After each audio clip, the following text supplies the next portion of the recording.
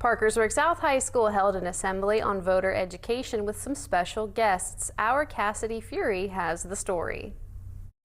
Secretary of State Chris Warner, along with other elected officials, held an assembly at Parkersburg South High School to educate students and encourage juniors and seniors of age to register to vote.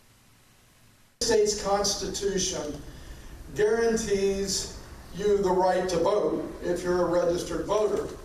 And that means you have the opportunity to make laws, the laws that we all abide by and live with every single day. Secretary Warner spoke about several West Virginia citizens who, after registering to vote, went on to pursue political careers and make a difference in their communities. He encouraged the students to research what each political party represents and to find what matters most to them and advocate for it. You want your values and your voices to be heard, then take this opportunity that you're going to have here in just a couple of minutes to register to vote.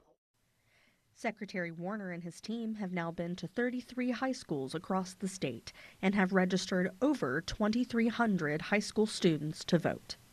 He says it's not about encouraging them to vote for a specific candidate, but rather educating them on how to register and what it means to use their vote. And what I'm doing and visiting 33 high schools now in the last 8 weeks is not anything about voting for me or anyone else. We stress that everyone has one vote, and it's really neat to be in front of these high school students. The ability to register to vote has been simplified over the years, and now it's as easy as going online.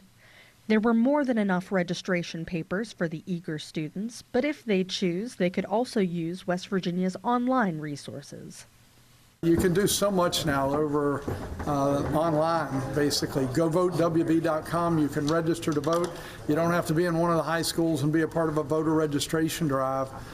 You can register at any time, 24 hours a day at GoVoteWV.com. Secretary Warner and his team will continue visiting schools and raising voter awareness through the end of the year. Reporting from Parkersburg, WTAP News, I'm Cassidy Fury, and this is home.